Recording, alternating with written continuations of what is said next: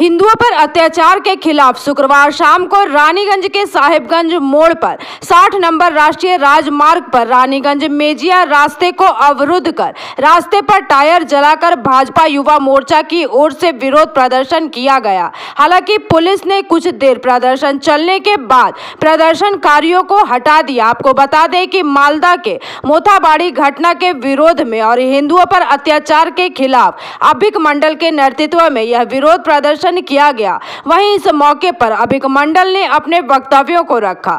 জানেন গত দুদিন আগে মালদার মোথাবাড়িতে আমাদের রামনবমী উদযাপন কমিটির তরফ থেকে একটা মেগা র্যালির আয়োজন করা হয়েছিল এবং গতকাল সেখানকার মুসলিম সম্প্রদায়ের মানুষজন সেখানে হিন্দুদের বাড়িঘর ভাঙচুর করে। শুধু আমরা দেখতে পাই মালদা জেলা না, আপনি গোটা পশ্চিমবঙ্গের উত্তরবঙ্গ থেকে দক্ষিণবঙ্গ আপনি দেখতে পাবেন কোথাও আমাদের রাজ্যে হিন্দুরা সুরক্ষিত না। হিন্দুরা নিজের স্কুল কলেজে সরস্বতী পুজো করতে পারে না, কিন্তু স্কুল কলেজে আপনি যাদবপুর মোড়ের মতন ইউনিভার্সিটি দেখতে পাবেন যেখানে সরস্বতী পুজোর বিরোধিতা করা হয়, যেখানে প্রেসিডেন্সি মতন কলেজে সরস্বতী পুজোর বিরোধিতা করা হয়, সেখানে ঈদের ইফতার পার্টি করছে আমাদের রাজ্যের মুখ্যমন্ত্রী। আমাদের রাজ্যের মুখ্যমন্ত্রী আমাদের হিন্দুদের আবেগ মহাকুম্ভকে তিনি মৃত্যুকুম্ভ বলতে পারেন, কিন্তু আমাদের রাজ্যের মুখ্যমন্ত্রী তিনি ইফতার পার্টিকে শ্রদ্ধা জানাচ্ছেন। আমরা এই দ্বিধাচিরার বিরোধিতা করতে আজকে রাজ্য জুড়ে যে হিন্দুদের ওপর অত্যাচার চলছে, মুসলিমদের যে অত্যাচার বেড়ে চলেছে, আমরা তার প্রতিবাদে বিজেপির পক্ষ থেকে আমরা রাস্তায় নেমেছি, প্রত্যেকটা জায়গায় রাস্তা অবরোধ করেছি।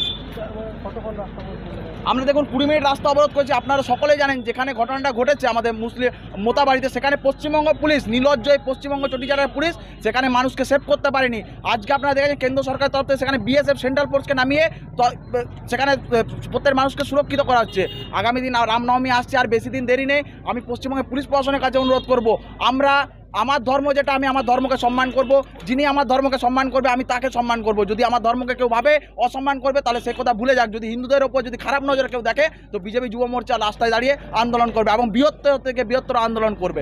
যেমন আপনি দেখেছেন আমাদের যিনি আপনার হুমায়ুন কবির রয়েছে মুর্শিদাবাদের একজন তৃণমূলের এমএলএ, তিনি বলছেন আমরা 70% আছি, হিন্দুরা 70% আছে, আমরা 30% কেটে ভাগীরথীর জলে ভাসিয়ে দেবো। তো সেরকম হুমায়ুন কবিরের মতন তৃণমূলের নেতৃত্বকে বলতে চায় আপনারা দুধের গায়ে দিয়ে লাথি খেতে পারেন পুলিশ ভোটের জন্য, কিন্তু প্রত্যেক যারা পশ্চিমবঙ্গে বসবাসকারী হিন্দু রয়েছে তারা এই দুধের গায়ে দিয়ে লাথি খাবে না। তারা চোখে চোখ রেখে কথা বলবে এবং যেখানে হিন্দুদের ওপর অত্যাচার করবে সেখানে হিন্দুরা গর্জে উঠবে প্রত্যেকটা মানুষ। না, একদমই সেফ নেই পশ্চিমবঙ্গে। মমতা ব্যানার্জি সরকার সেফ নেই। আপনারা তো তৃণমূল ভার্সেস বিজেপির লড়াই, আর কিছুদিন পর হিন্দু ভার্সেস মুসলিম হবে। তৃণমূলের হিন্দুরা বিজেপির মুসলিমদের, তৃণমূলের মুসলিমদেরকে মারবে, যেটা দেখতে পাচ্ছেন বীরভূমে চলছে খেলা। পশ্চিমবঙ্গে কোনো হিন্দু সেফ নেই। আমার नाम হচ্ছে অভিক কুমার মন্ডল, আমি বিজেপি যুব মোর্চার সাধারণ সম্পাদক জেলায়। रानीगंज से सम्राट दास की रिपोर्ट, पीवीटीवी न्यूज। नियमित अपडेट एवं दुनिया भर की ताज़ा खबरों के लिए हमारे फेसबुक पेज को फॉलो एवं यूट्यूब चैनल को सब्सक्राइब करें।